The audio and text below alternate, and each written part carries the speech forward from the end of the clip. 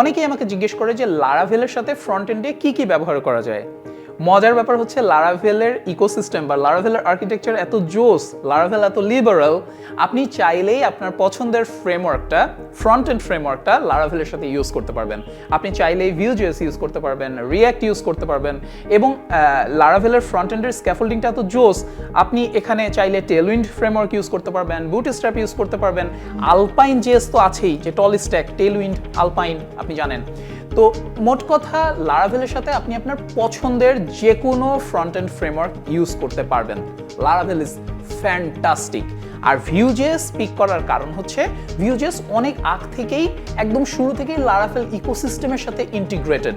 এই যে ইনার্শিয়া আছে, লাইভওয়্যার আছে, তারপর লারাভেলের যেসব স্টার্ট আপ টেমপ্লেটগুলো আছে, এগুলো সব কিছুর সাথেই ভিউটা এত সুন্দরভাবে ইন্টিগ্রেটেড, এবং ভিউ এত জোস, ভিউ দিয়ে প্রজেক্ট ডেভেলপমেন্ট করা এত এনজয়েবল, এত অল্প সময় এত দারুণ দারুণ প্রজেক্ট ডেভেলপ করা যায়।